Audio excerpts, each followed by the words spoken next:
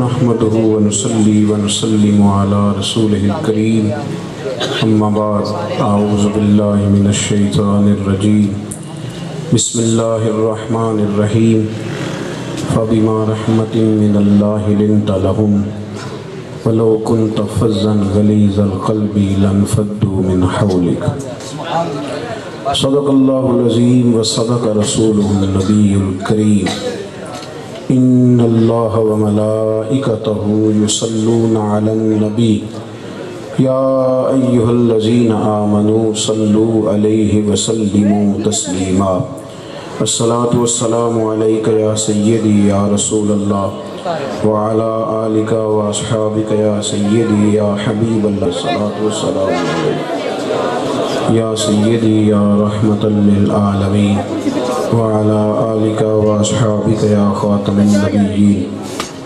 تمام تعریفیں حمد و ثنا اللہ جل جلالہ کے لیے، درود و سلام نبی اکرم نور مجسم شفیع معظم احمد مجتبی جناب حضرت محمد مصطفیٰ صلی اللہ تعالی علیہ وآلہ وصحبہ وبارک وسلم کی ذات اعلی صفات کے لیے حمد و صلوات کے بعد، عزیز دوستو، قرآن مجید نے نبی رحمت صلی اللہ تعالی علیہ وسلم کی تعریفیں مختلف انداز میں بیان فرمائی ہیں۔ ایک جگہ ارشاد فرمایا کہ فَبِمَا رَحْمَةٍ مِّنَ اللَّهِ لِنْتَ لَهُمْ، فرمایا محبوب اللہ کی کیسی رحمت ہوئی کہ آپ اپنے غلاموں کے لیے نرم دل ہو گئے۔ وَلَوْ كُنْتَ فَظًّا غَلِيظَ الْقَلْبِ لَانْفَضُّوا مِنْ حَوْلِكَ، اگر آپ سخت مزاج سخت دل ہوتے تو یہ غریب آپ کے پاس سے بکھر جاتے۔ نبی رحمت صلی اللہ تعالی علیہ وسلم کی نرم دلی نے، رقت نے، حضور کے پیار نے، اللہ تبارک و تعالیٰ کی طرف سے جو محبوب پاک صلی اللہ علیہ وسلم کو یہ خاص نعمت عطا کی گئی، اس نے لوگوں کو جوڑ کے رکھا اور قریب رکھا۔ معاشرے میں بہت سارے لوگ ایسے ہوتے ہیں جو نہ باشعور ہوتے ہیں، نہ سارے باادب ہوتے ہیں، پھر وہ بکھرنا ٹوٹنا شروع ہوتے ہیں، بکھرتے بکھرتے دور نکل جاتے ہیں۔ ہمارے ہاں ایک بہت بڑا طبقہ ایسا ہے جو بہت سارے لوگوں کو جاہل کہتا ہے، ان پڑھ کہتا ہے، بیوقوف کہتا ہے۔ میں یہ گزارش کروں گا کہ کسی کو جاہل کہہ کے جان چھڑا لینا یہ تو بڑی آسان سی بات ہے۔ میرے گاؤں کے لوگ جاہل ہیں جی، سارے تعلیم ہی نہیں حاصل کی، پڑھے نہیں، یہ تو بالکل آسان بات ہے۔ آپ نے جان چھڑا لی یہ لفظ کہہ کے کہ ان پڑھ ہیں سارے، لوگوں کو پتہ ہی کچھ نہیں، یہ تو بالکل آسان بات ہے۔ کمال تو یہ تھا کہ اگر آپ پڑھے لکھے تھے تو پھر آپ اپنا شعور آگے بانٹنا شروع کرتے۔ میری باتوں پر توجہ ہے آپ حضرات کی؟ اگر آپ باشعور، دیکھیں نا، ایک لڑکے نے MBA کیا ہے، BBA کیا ہے، MSc کی ہے، MPhil کر رہا ہے، بڑے خاندان کا بڑا لڑکا ہے، اکثر جہازوں پہ سفر کرتا ہے، لیکن سارے لوگ تھوڑی بیٹھتے ہیں روز جہاز پہ۔ کئی بیچارے ایسے بھی تو ہیں جو کمیٹی ڈال کے عمرہ کرنے جاتے ہیں، اور چونکہ محفلیں لمبی لمبی ہوتی ہیں تو ان کا تو ٹکٹ بھی نہیں نکلتا، کون 4 بجے تک ٹکٹ کا انتظار کرے، تو وہ کمیٹی ڈال کے بیچارے عمرہ کرنے جاتے ہیں، 10,000 کئی دفعہ ادھار بھی لیتے ہیں، تو وہ تو سمجھتے ہیں ایک بس میں بیٹھنے لگا ہوں، نہ ان کو یہ پتہ ہے کہ میں نے سیٹ نمبر کیسے دیکھنا ہے، نہ ان کو یہ پتہ ہے کہ میں نے بیلٹ کیسے، وہ تو گھبرا جاتے ہیں امیگریشن کراتے ہوئے۔ اب وہ ایک لڑکا ہے، وہ دور کھڑا ہے، اسے پتہ چل گیا بابا جی میرے گاؤں کے ہیں، تو وہ تنقید کر رہا ہے، کہہ رہا ہے دیکھو تھوڑا سا پڑھ جاتے تو انہیں فائدہ نہ ہو جاتا، کچھ تعلیم حاصل کر لیتے تو بہتری نہیں تھی۔ وہ بابا جی بیچارے جہاز کا عملہ انہیں کبھی کہیں سے اٹھاتا ہے، کہیں بٹھاتا ہے، وہ الجھ گئے، اور یہ دور بیٹھ کے تنقید کر رہا ہے۔ دل یہ کرتا ہے کہ اس کی ڈگریاں لے کے پھاڑ دی جائیں اور اسے کہا جائے کہ تو اگر پڑھا لکھا ہوتا نا، اور تجھے پتہ چل گیا تھا یہ میرے گاؤں کے ہیں، میرے شہر کے ہیں، میرے محلے کے ہیں، تو دروازے پہ جا کے ان کا استقبال کرتا، پھر تو سیٹ نمبر دیکھ کے انہیں سیٹ پہ بٹھاتا، پھر ہاتھوں سے سیٹ بیلٹ باندھتا، پانی کی بوتل بھی دیتا اور کہتا بابا جی گھبرانے والی بات کوئی نہیں، میں آپ کے علاقے کا ہوں، فلانی سیٹ پہ بیٹھا ہوں، آواز دیں گے تو میں دوبارہ بھی حاضر ہو جاؤں گا۔ لیکن تعلیم کس کو کہتے ہیں کہ میں کھڑا ہوا جنازہ پڑھانے میں، یہاں چونکہ اساتذہ بیٹھے ہیں، علماء بیٹھے ہیں، اور پختہ مزاج پختہ فکر لوگ بیٹھے ہیں۔ میری طرح کا چھوٹا آدمی کبھی جنازہ پڑھانے جاتا ہے تو تنقید کرتا ہے، کیونکہ خطابت کے لیے الفاظ کا چناؤ کرنا ہوتا ہے، تو وہ کہتا ہے دیکھو جی کتنا برا زمانہ ہے، لوگوں کو تو جنازے کی دعا بھی نہیں آتی، دعائے قنوت بھی نہیں آتی۔ تو یہ میں نے تنقید کر دی سارے مجمع پہ۔ تو اگر میرا کوئی نمازی مجھے کھڑا کر لیتا اور کہتا پیر صاحب آپ نے کس دن کلاس لگائی تھی جنازہ سکھانے کی؟ آپ نے کو کہا تھا ہمیں کیا وہ بیٹھے آج جنازہ سکھانے، آپ نے سکھایا نہیں اور بغیر سکھائی آپ نے تنقید کر دی۔ فلانا بڑا بے ادب ہے، اسے گفتگو کا سلیقہ نہیں آتا۔ او بھائی بات ٹھیک ہے تیری کہ وہ لفظوں کا چناؤ ٹھیک نہیں کرتا، لیکن اسے بے ادب کہنے سے پہلے ضروری ہے کہ اسے ادب سکھا لیا جائے، اسے پہلے تہذیب سکھائی جائے۔ سیکھنے کے بعد اگر غلطی کرے گا تو پھر آپ اسے تنبیہ بھی کریں گے، پھر آپ اس پر تنقید بھی کریں گے، لیکن بغیر سکھائے ہی۔ میری قوم کے بیسیوں درجنوں سینکڑوں نوجوان ایسے ہیں جو تو بھی آئے نہیں، دین کی الف با بھی نہیں سیکھ سکے۔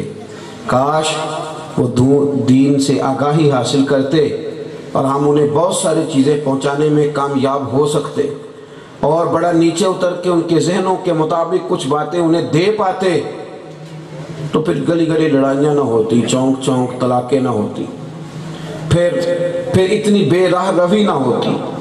دوسروں کی غلطی نکال کے بیٹھ جانا آسان ہے، لیکن لوگوں کو شعور دینا، تقسیم کرنا، بانٹنا۔ یہ ہمارے بہت سارے محکموں میں کورس ہوتے رہتے ہیں کہ کورس کر لو نئے سرے سے تاکہ باتیں تازہ ہو جائیں۔ دین کا ہم کورس ہی نہیں کرتے، سوچتے ہی نہیں۔ نبی کریم صلی اللہ علیہ وسلم کا یہ کمال ہے کہ ان پڑھ سے ان پڑھ بندہ، توجہ ہے نا میری بات پر، ان پڑھ سے ان پڑھ بندہ، اور جو بڑا اشتعال دلا لیتا ہے وہ بھی اگر آتا تھا نا، اور جب دروازے رسول پہ پہنچ جاتا تھا تو پھر میرے محبوب اس کی تربیت فرما دیا کرتے۔ صحاح میں روایت ہے، حضرت انس بن مالک رضی اللہ تعالیٰ عنہ فرماتے میں موجود تھا، حضور گزر رہے تھے، ایک شخص آ گیا، آیا کس کام؟ بھیک مانگے۔ وہ حضور سے نہ کچھ لینے آیا، کچھ مانگنے آیا۔ اللہ کے محبوب صلی اللہ علیہ وسلم نے نا سرخ دھاری دھار نجرانی چادر اوڑھ رکھی تھی، سرکار گزر رہے تھے، اب اسے آداب نہیں آتے، وہ آگے بڑھا اور حضور کی چادر مبارک کو پکڑ کے کھینچا۔ حضرت انس بن مالک کہتے ہیں جب اس نے چادر کھینچی تو میں نے دیکھا حضور کی گردن مبارک پہ نشان پڑ گیا۔ کھٹکھٹائے نہ ذرا کو میرا دروازہ زور سے بھکاری، تو خیرات اسے کیا ملنی ہے، ہو سکتا ہے 2-3 تھپڑ ضرور مل جائیں کہ تو بے ادبی ہو گیا ہے، تجھے پتہ ہی کوئی نہیں، تمیز ہی نہیں ہے۔ توڑے گا دروازہ، خیرات لینے آیا کہ تو قرضہ لینے آیا ہے؟ لیکن میرے دوستو، چشم فلک نے یہ نظارے کئی بار دیکھے، اور صحابہ کہتے ہیں یہ انداز ہم نے کئی دفعہ دیکھے۔ سرور کائنات صلی اللہ علیہ وسلم کی اس نے چادر مبارک کو پکڑ کے کھینچا، حضور نے رخ انور اس کی طرف پھیرا تو کہنے لگا اے محبوب صلی اللہ علیہ وسلم میں کچھ لینے آیا ہوں، مجھے کچھ دیجئے۔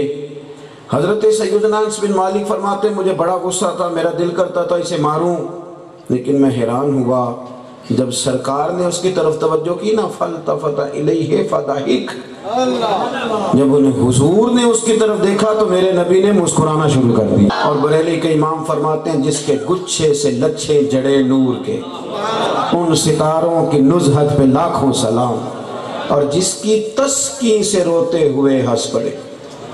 اعلیٰ حضرت کا جو سلام ہے نا سارا، یہ پوری سیرت ہے، جس کی تسکین سے روتے ہوئے۔ اب یہاں سوال پیدا ہوتا تھا کہ رونے والا حضور کی تسکین دیکھے گا تو وہ رونے والا ہنس پڑے گا، تو پھر تو اسے لمبا انتظار کرنا پڑتا ہوگا کب حضور مسکرائیں گے اور کب دکھ جائیں گے۔ تو اعلیٰ حضرت نے اگلے شعر بھی کہا اور جواب بھی دیا، کہنے لگے یہ ہنسنا کبھی کبھی نہیں ہوتا تھا، یہ تو میرے نبی کی عادت تھی۔ جس کی تسکین سے روتے ہوئے ہنس پڑے، اس تبسم کی عادت پہ لاکھوں سلام۔ یہ تبسم کرنا حضور کی عادت مبارک۔ سرکار مسکرائے، کیسے آئے ہو بھائی؟ ذرا اس حقیقت تک آنا کہ کوئی آیا ہے، میری کار کا اس نے زور زور سے شیشہ بجایا ہے، زور زور سے، پہلے پیچھے سے بجائی، پھر شیشہ بجایا، پھر میں نے نیچے کیا، اس نے کہا جی 10 روپے دینا۔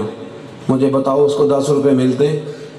وہ تو بڑی منت بھی کرے بیچارہ، ہاتھ بھی باندھے تو پھر بھی لوگ کہتے پیچھے ہٹ تو ٹائم نہ ضائع کر۔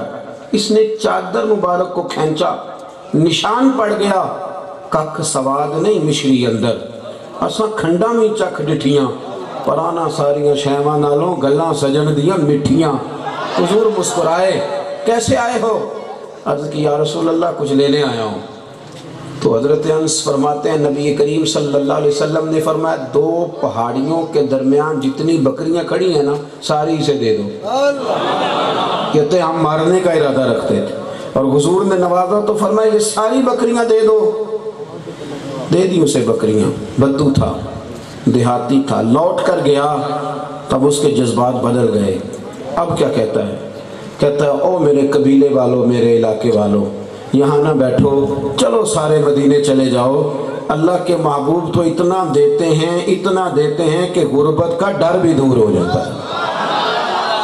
अब यकीन करें, हमारी तबीयतों में तलखी और तुर्श मिजाज और बात करने में लड़ाई करना और कुव्वत बर्दाश्त का ना होना, और जिस जगह बड़ा मुस्कुराना चाहिए था वहाँ भी गुस्सा कर लेना।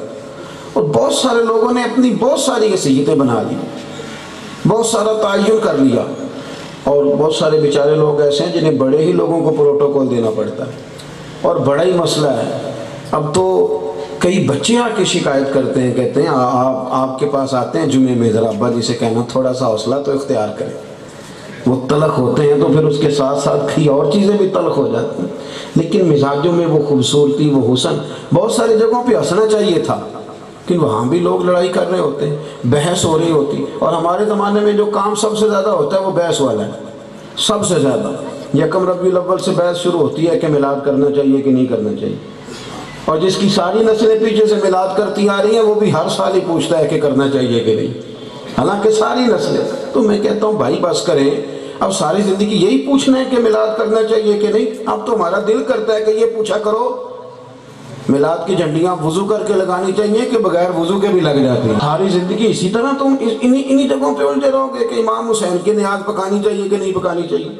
अमल का वक़्त कब आए?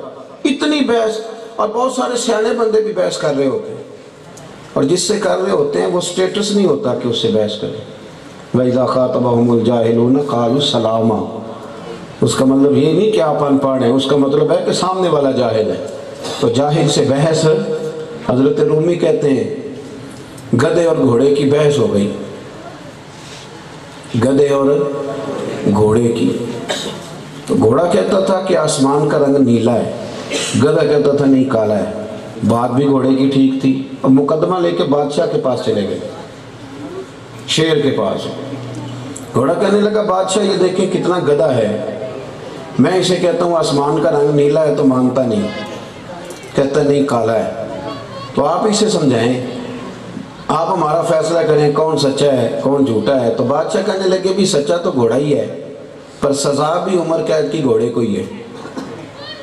उसने कहा हज़रत जी मैं सच्चा हूँ तो सज़ा मुझे किस बात की? कहने लगे सज़ा इस बात की नहीं कि तूने झूठ बोला, सज़ा इस बात की है कि सियाना बयाना होकर गधे से बहस शुरू कर दी है। तू बड़ा ही बेवकूफ़ आदमी है, तू गधे से बहस कर रहा है, अजीब तू इंसान है, तू देख ही नहीं रहा।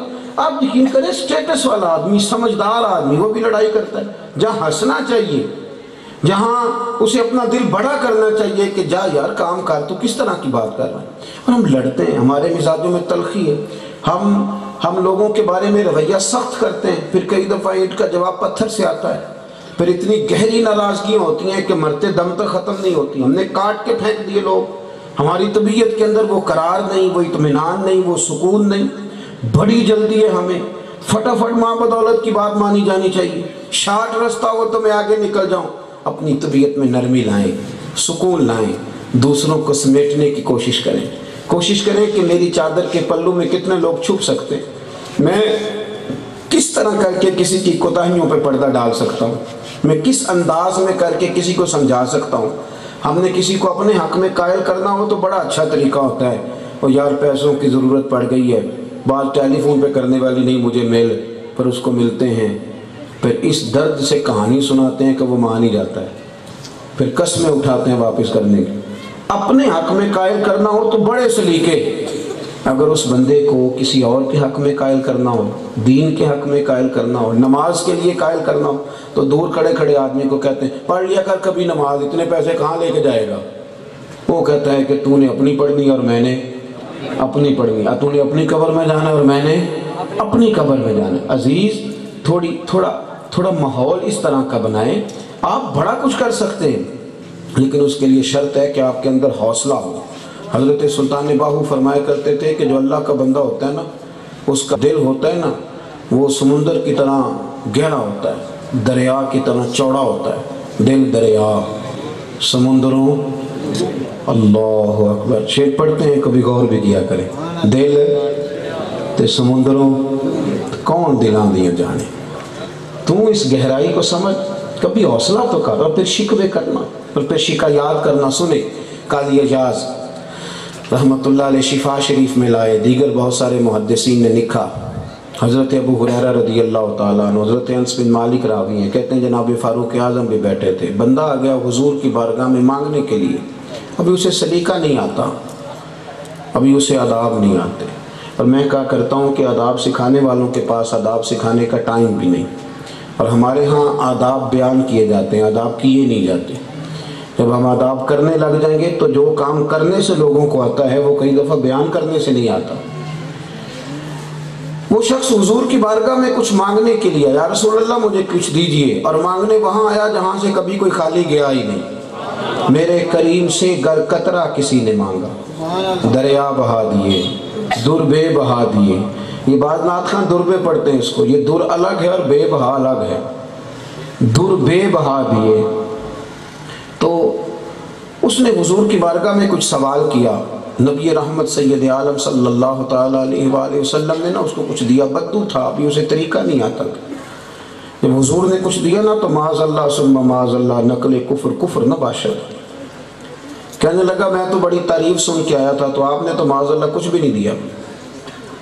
اب آپ کسی کو دے رہے ہیں اور وہ آپ سے کہے 10 نہیں 1000 لینا ہے، تو میرا خیال ہے اگلے بھی 10 بندہ واپس ہی لے لیتا ہے کہ وہ تو لے جی تو 1000 مل دے۔ حضور سے عرض کرتا ہے جی آپ نے تو بڑا تھوڑا دیا ہے، قربان جاؤں۔ حضرت عمر فاروق کو اتنا غصہ آیا کہ تلوار نکال لی، فرمایا اس کی گردن ماروں گا۔ میرے محبوب فرمانے لگے عمر ذرا ٹھہر نہیں جاتا، جلدی نہ کر، ٹھہر جا۔ حضور گھر لے گئے، اسے کچھ اور دیا، پھر تھوڑا اور دیا، اب تنگی داماں پہ نہ جا اور بھی کچھ مانگ۔ سرکار دیتے گئے تو کہنے لگا حضور بس کریں، میں نے تو طوفان میں ہوا اتنی تیز چلتی نہیں دیکھی جتنی آپ کی سخاوت تیز چلتی ہے، حضور اب تو اٹھایا بھی نہیں جائے۔ محبوب کریم علیہ السلام فرمانے لگے یہی بات میرے صحابہ کے درمیان کہہ دو گے جا کے؟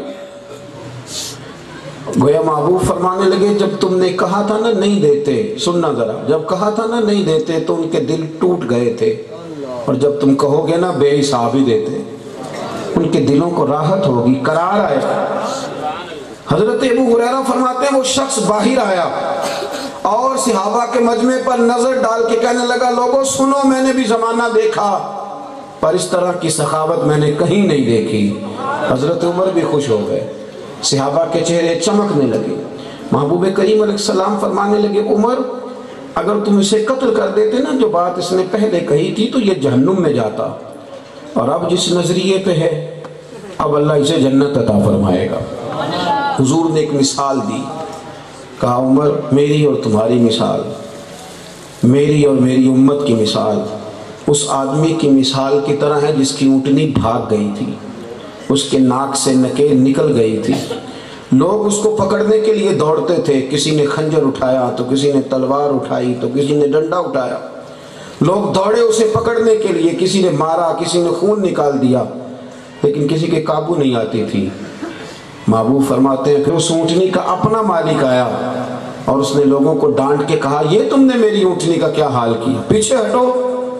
اس نے زمین سے تھوڑا سا چارہ اٹھایا اور اس نے اونٹنی کو دکھایا تو اونٹنی دوڑتی ہوئی آئی، اس نے اونٹنی کی پشت پر ہاتھ پھیرا اور پھر بغیر کسی کی مدد کے اس کے ناک میں نکیل ڈالی، اور پھر جب اونٹنی پہ بیٹھا نا تو جاتی دفعہ لوگوں سے کہہ گیا تم نے میرے جانور کے ساتھ بڑا برا سلوک کیا، اونٹنی ہے میری تو اسے سنبھالنے کا طریقہ بھی مجھے ہی آتا ہے۔ گویا محبوب کریم حضرت عمر سے فرمانے لگے عمر امت ہے میری تو اسے سنبھالنے کا طریقہ بھی مجھے ہی آتا ہے، مجھے پتہ ہے ان کو کس طرح کر کے سنبھالنا ہے، کس طرح کر کے ان کو قریب کرنا ہے۔ بکھرتے ٹوٹتے لوگوں کے جذبات، پاکستان میں ٹینشن اور ڈپریشن کے مریضوں کی تعداد اب 24% ہو گئی۔ سب سے بڑا مرض جو تیزی سے پھیل رہا ہے وہ ٹینشن کا ہے۔ وہ ڈپریشن کا ہے، اور ان میں اکثر لوگ وہ ہیں جن کی بات کوئی نہیں سنتا، جن کو کوئی بندہ نہیں ملتا دکھڑا سنانے کے لیے، ہے نہیں کوئی جو ان کا بازو تھامے۔ انسان جب گناہ کی دلدل میں ہوتا ہے نا تو جتنا نکلنے کی کوشش کرتا ہے اتنا اندر دھنستا چلا جاتا ہے۔ اس کی خواہش ہوتی ہے کہ کوئی مجھے ملے، اگر کوئی شعیب آئے میسر، کوئی مجھے ملے جو میرا بازو تھامے۔ لیکن اگر ہمارے پاس وقت ہی نہیں ہوگا، ہمارے دائیں بائیں بہت سارے لوگ ایسے ہوتے ہیں جو بہت ساری پریشانیوں کا شکار ہو جاتے ہیں، اور سب سے زیادہ ضرورت انہیں وقت کی ہوتی ہے۔ ماں باپ کو پیسوں سے زیادہ، کپڑوں سے زیادہ ٹائم کی ضرورت ہوتی ہے۔ تھوڑا اگر وقت دیا جائے نا ماں باپ کو، ان کی بات سنی جائے، ان کو تھوڑا سا ٹائم دیا جائے، کبھی کبھی ابا جی کو بھی فون کیا جائے کہ آج روٹی نہ کھائیے گا، میں آؤں گا تو اکٹھے ہی کھائیں گے۔ کبھی تھوڑے سے 10 منٹ اپنے ملازم کو بھی دیے جائیں کہ یار آج دل کرتا ہے اکٹھے بیٹھ کے روٹی کھائیں۔ لوگوں کی اشک شوئی کا تھوڑا فریضہ سر انجام دیا، تھوڑا سا بیٹھا جائے، کبھی مدرسے کے طالب علموں کے پاس پھل لے کے جائیں، ان کے ساتھ بیٹھیں۔ ہم نے تو بہت سارے لوگ ایک دوسرے کی، ہمیں ضرورت ہے، ہم ایک دوسرے کے بغیر نہیں رہ سکتے، لیکن ہم ایک دوسرے کا وجود قبول کرنے کو تیار نہیں ہوتے۔ عزیز دوستو، پیار، محبت، اور پھر ایک بات اور، جب آپ سچے ہیں، جب آپ ٹھیک ہیں تو آپ میں مسکراہٹ آ جائے گی، حوصلہ آ جائے گا، تو آپ میں سکون آ جائے گا۔ ایک بزرگ کبھی کبھی آتے تھے تو کہتے تھے پیر صاحب بڑا شور کرتا ہوں گھر جا کے، پر بچے میری پھر بھی نہیں بات سنتے۔ میں نے ان سے کہا کہ میں ہوں تو چھوٹا، پر ایک نسخہ آپ کو بتاؤں، آج آپ نے جب گھر جانا ہے تو شور کوئی نہیں کرنا، سلام لے کے خاموشی سے کمرے میں چلے جائیں، چھوڑے نہیں سنتے تو موج کریں۔ وہ شام کو آئے تو بڑا ہی ہنسے، کہنے لگے یہ تو نسخہ بڑا مجرب ثابت ہوا۔ میں نے کہا وہ کس طرح؟ کہنے لگے سلام لے کے کمرے میں گیا ہوں تو بہو کبھی نہیں آتی تھی، وہ میرے کمرے میں آئی ہے، بس آدھے پونے گھنٹے کے بعد یہ آگی، کہنے لگی ابا جی صحت تو ٹھیک ہے نا تھوڑی؟ تو بھئی یہ ٹھیک ہے، تو پوٹے والیاں سیویاں بڑیاں پسند نے، آنکھوں سے تھوڑیاں لیاماں بنا کے۔ میں نے کہا نہیں کوئی شے نہیں چاہیے۔ کہتا پھر بیٹی آگی، کہنے لگی خیر تو ہے؟ تو بھئی یہ ٹھیک ہے، کیا مسئلہ ہے؟ کہتے میں بڑا شور کرتا تھا تو نہیں سنتے تھے، آج سارے ہی آ گئے تو مجھے پھر میاں صاحب یاد آ گئے۔ وہ فرمانے لگے جتن جتن تے ہر کوئی کھیڑے، کدی ہارن بھی کھیڑ فقیرہ، اور جتن دا مل کوڈی پیندائی تے ہارن دا مل ہیرا۔ کبھی بندہ ہارے بھی تو صحیح نا، کبھی پیچھے بھی تو ہٹے نا، کبھی اسے یہ بھی تو، کبھی دوسروں کے جذبات کا بھی تو خیال کرے نا۔ کوئی ضروری ہے یار کبھی کبھی نا کچھ باتیں پڑھتے ہیں تو وہ وجد طاری کر دیتی، انسان کا دل کرتا ہے کہ اب یہ چھائی رہے۔ میں کتاب دیکھ رہا تھا تو سیدہ عائشہ صدیقہ رضی اللہ تعالیٰ عنہ فرماتی ہیں حضور کا نا آج مزاج مبارک بڑا ہی خوبصورت تھا، تو فرمانے لگے عائشہ ادھر آ، میرے پاس بیٹھ، تیرے ساتھ ایک بات کرنی ہے۔ میں قربان جاؤں، کہتی ہے میں نے اپنے نصیب چمکتے دیکھے تو قریب ہو گئی، یا رسول اللہ حکم ہو۔ کہا عائشہ ایک بات کروں؟ حضور فرمائیے۔ فرمایا جب تم ناراض ہوتی ہو تب بھی مجھے پتہ چل جاتا ہے، جب راضی ہوتی ہو تو تب بھی پتہ چلتا ہے۔ میں نے فوراً عرض کی حضور میری ماں مجھے روئے، میں اور آپ سے۔ فرمایا ٹھہر تو جا، سن تو لے نا۔ عائشہ ذرا سن، یار ذرا دیکھو نا، میں تو حضرت صاحب ہوں، میرا کیا کام ہوا گھر والوں کی چھوٹی چھوٹی باتوں کا خیال رکھنا؟ میں تو سیاسی رہنما ہوں، میں تو ایک فلاحی شخص، میرا کیا کام ہوا کہ چھوٹی چھوٹی چیزیں، بچوں کی چھوٹی چھوٹی خواہشات کا خیال رکھوں؟ میں کیوں رکھوں؟ یہ کوئی اور رکھے گا؟ میرا تو سٹیٹس ہے، میں تو چاہتا ہوں گھر میں بھی میں جاؤں تو سارے بندے ادب سے مجھے پیر صاحب بھی کہیں۔ اس سے گھر کے اندر حسن نہیں پیدا ہوگا۔ کسی کو تو بچے نے اپنا دکھ سنانا ہے، وہ پھر چھپائے گا، پھر وہ غلط کرے گا، غلط جگہ سے مشاورت لے گا۔ محبوب کریم علیہ السلام لوگوں کو کیسے جوڑتے؟ کہ عائشہ جب ناراض ہوتی ہو تب بھی پتہ چلتا ہے، کسی زوجہ کے پاس زیادہ وقت گزارتا ہوں تو کچھ دل میں تم خیال پاتی ہو تو مجھے پتہ چل جاتا ہے، اور جب راضی ہوتی ہو تب بھی۔ کہتی ہیں میں بڑی حیران ہو کے عرض کی حضور کس طرح؟ فرمایا جب تمہارے دل میں کوئی بات آ جائے نا تو پھر تم قسم پتہ کس طرح اٹھاتی ہو؟ کہتی ہو مجھے ابراہیم کے رب کی قسم، اور جب بڑی راضی ہونا تو پھر کہتی ہو مجھے محمد عربی کے رب کی قسم۔ مجھے پتہ چل جاتا ہے، مجھے اندازہ ہو جاتا ہے۔ اماں جی کہتی ہیں میں رو پڑی، اور اس دن میرے دل میں خیال آیا کہ عائشہ تو اس کریم کے پاس رہتی ہے جو لفظوں کا بھی خیال کرتے ہیں، جو کس احساس سے جملے ادا ہوتے ہیں ان کا بھی خیال کرتے ہیں، اس کریم کی بارے۔ یارو کوئی ضروری ہے یہ اتنے لوگ آپ کو تنگ کر رہے ہوتے ہیں، کبھی ان کی مجبوریاں تو دیکھیں۔ وہ کئی دفعہ سفر میں ہوتے ہیں نا، تو کوئی آدمی غلط کراس بھی کر جاتا ہے اور جاتی دفعہ یہ بھی کہہ جاتا ہے کہ آپ پاگل تو نہیں، کراس بھی غلط کر جاتا ہے، تو بچے بھی جذبات دکھاتے ہیں۔ تو میں انہیں کہتا ہوں کہ آپ ٹینشن کیوں لیتے ہیں؟ آپ یہ کیوں نہیں سمجھتے کہ یہ بیچارہ کسی پریشانی میں جا رہا ہے، یہ گھر سے کسی تکلیف میں؟ آپ کیوں پریشان ہوتے ہیں؟ وہ کہہ گیا تو کیا ہو گیا؟ تھوڑا حوصلہ کریں، تھوڑا صبر کریں۔ اس طرح تو لوگوں کو آپ کاٹ دیں گے، بہت سارے لوگوں کا بغض پال لیں گے، بہت سارے لوگوں سے نفرت کریں گے۔ حضرت مولانا فخر جہاں دہلوی سرخیل تھے صوفیاء کے، اور اللہ نے بڑا نوازا تھا۔ ایک کرامت رب کریم نے انہیں دی تھی کہ جو بندہ سامنے آ کے کھڑا ہوتا تھا اسے بتانا نہیں پڑتا تھا کہ میرے دل میں کیا ہے۔ اتقوا فراست المؤمن فإنه ينظر بنور اللہ، او کما قال صلی اللہ تعالی علیہ وسلم۔ بہت بڑا مجمع آتا تھا حضرت کی خدمت میں جمعے والے دن، ہزاروں کا مجمع۔ بادشاہ وقت نے سوچا کہ یہ بابا اگر اسی طرح پاپولر رہا اور اتنے زیادہ لوگ ہو گئے تو میرے لیے تو مسئلہ کھڑا کر دے گا۔ اور آپ کو پتہ ہے دنیا میں سب سے آسان کام الزام لگانا ہے۔ اور ایک شاعر نے کہا تھا مخلوق بڑی فنکار ہے، یہ تو کعبے سے بھی مٹی لے کے بت بنا لیتی۔ مخلوق تو فنکار ہے اس درجہ کے پل بھر میں سنگے در کعبہ سے بھی اصنام تراشے۔ تم کون ہو کیا چیز ہے داغ کبابی، لوگوں نے تو مریم پہ بھی الزام تراشے۔ یہ لگا لیتے ہیں۔ بادشاہ نے ایک سازش رچی، طوائف تھی دلی کی بڑی مشہور، اس کو کچھ پیسے دیے اور اداکاری کے لیے تیار کیا۔ جمعے کا دن تھا، دائیں بائیں عقیدت مندوں کا مجمع تھا۔ حضرت جامع مسجد کی سیڑھیاں اتر رہے تھے، وہ آ گئی بن سور کے، اور آتے ہی اس نے گفتگو اس طرح شروع کی جیسے بڑی جاننے والی ہے۔ طبیعت کیسی ہے؟ وہ کمر میں درد تھی، اب اس کا کیا حال ہے؟ اور پھر فوراً کہنے لگی میں اس وقت کبھی نہ آتی، وہ جو رات آپ آئے تھے نا میرے مکان پر تو کھوٹے سکے دے گئے، تو بازار گئی ہوں تو دکاندار نے لیے نہیں، تو مہربانی کرے اصلی دے دیں۔ سارے مرید پکے نہیں ہوتے، کوئی تھوڑے کچے پکے بھی ہوتے ہیں، ناراض نہیں ہونا آپ نے، چلیں اس سے آپ اختلاف بھی کر لیجئے گا اگر آپ کا دل کیا تو، میں بھی تھوڑے سے تجربے کی روشنی میں کہہ رہا ہوں، کچھ تھوڑے سے کچے پکے بھی، لیکن یاد رکھنا مزہ پکے کو ہی آتا ہے، کچے کو مزہ کوئی نہیں آتا۔ مزہ تو کھل کے جینے میں ہی ہے، پیار کریں تو پھر راج کے کریں، مزہ اسی کا ہے۔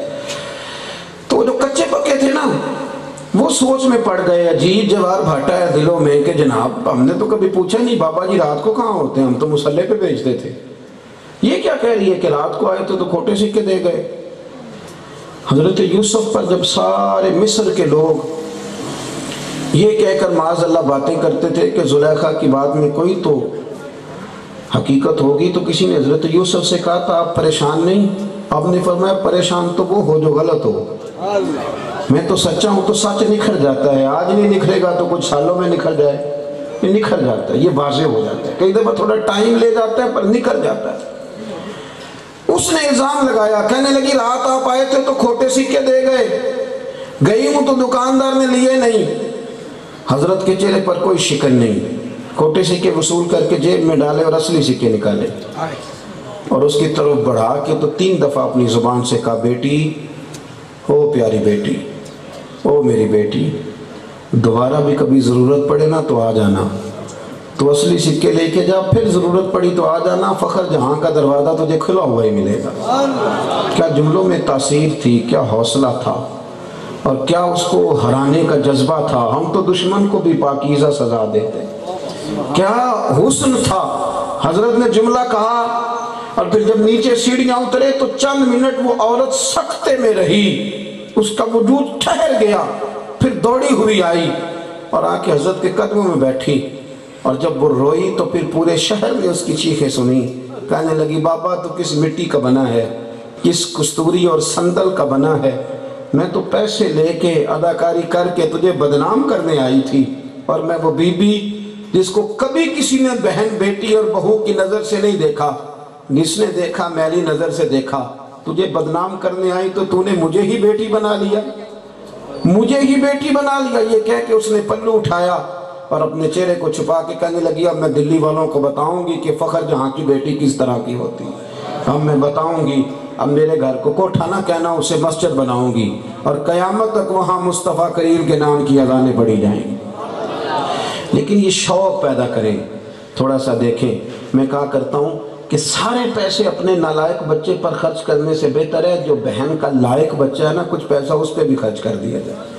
جو محلے کا بچہ جس کا باپ اس کو تعلیم نہیں دلوا سکتا، کچھ پیسہ اس پر بھی خرچ کر دیا جائے. حوصلے تھوڑے بڑے کریں گے، لوگ قریب آئیں گے. ہمارے پیارے حبیب سید عالم صلی اللہ علیہ وسلم نے ان پڑھ کے ساتھ بھی، نادان کے ساتھ بھی، کمزور کے ساتھ بھی، حتیٰ کہ گناہگار کے ساتھ بھی حضور کے رویے میں مٹھاس رہی، پیار رہا. ہم محبتیں نہیں بانٹتے، ہم تو لڑ پڑتے ہیں. ہمارے تو مذہبی سٹیج پر لڑائی ہوتی ہے، پہلے میں اور بعد میں جھگڑا ہوتا ہے. تھوڑا تھوڑا اطمینان پیدا کریں، طبیعتوں میں ٹھہراؤ پیدا کریں، تھوڑا جلد بازی سے بچیں. تھوڑا دیکھیں، آپ حوصلہ کریں گے تو بہت ساری چیزیں آپ کو سکون میں اور اطمینان میں نظر آئیں گی. اور جب آپ حوصلہ کریں گے تو سب سے زیادہ نفع آپ کو ہوگا کہ آپ کے دل کو اللہ سکون عطا فرمائے گا. دعا کرتا ہوں جو میں کہہ سکا میرا مالک اسے قبول فرما لے. گفتگو کے دوران جہاں آمدن ساغن بھول گئے اللہ درگزر فرمائے. ہمیشہ مدحت خیر الانام میں گزرے. دعا ہے یہ عمر درود و سلام میں گزرے. آخر